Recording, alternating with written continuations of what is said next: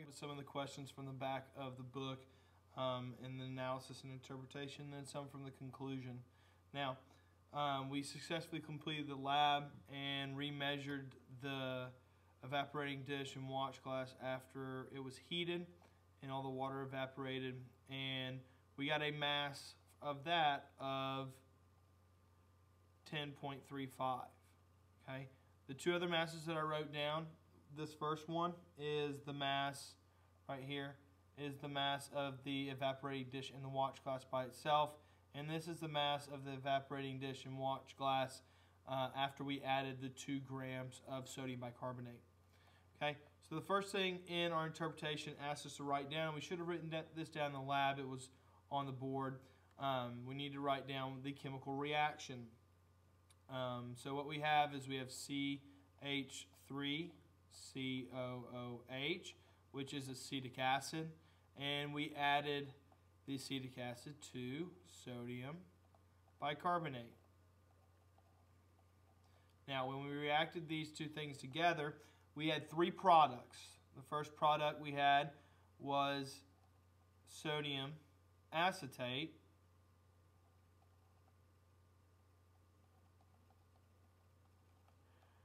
and the one other product was water and carbon dioxide. Now, here is our nice, and guess what? It's already balanced for us. Nice, balanced chemical reaction. So this is what we used in the lab. This is what actually happened.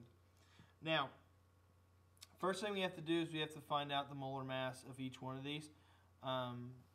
So we're figuring out the molar mass. What we're going to compare is sodium hydroxide, or not sodium hydroxide, sodium bicarbonate and sodium acetate. When we add those two things up, and again we're just adding up the moles of each, we get 84 grams for sodium bicarbonate and 82 grams for sodium acetate.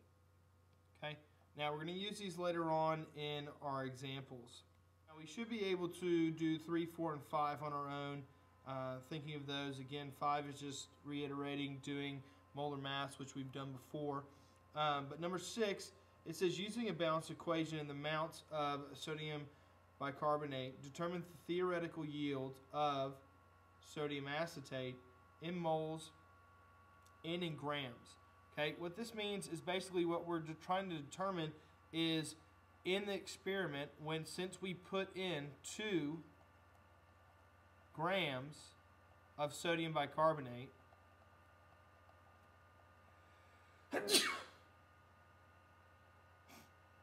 since we put in 2 grams of sodium bicarbonate, we then should be able to determine how much of sodium acetate we would actually have. So in starting the equation, we look, and the first thing we see is we are comparing these two, that reactant and that product. Okay, looking at it, the first thing we should realize about it is that, hey, that gives us a mole ratio. It tells us that 1 mole of sodium bicarbonate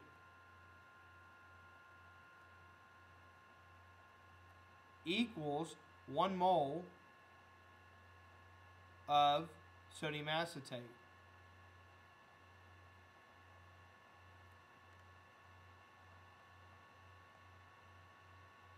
Okay, when looking at that, so if we added 1 mole of sodium bicarbonate, we would have to add, or have to have 1 mole of sodium acetate as a product.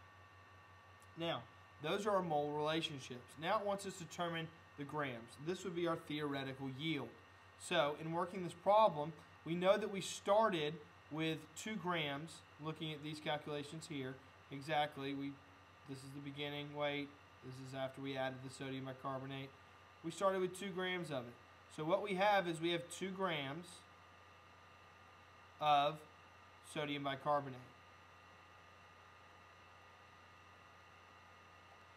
And what we want to figure out, so we want to figure out how many grams of sodium acetate we should end up with. Okay, so what we're going to use is we're going to use our masses that we calculated earlier. for our conversion factors. Now, these are the molar masses, which means we know that 84 grams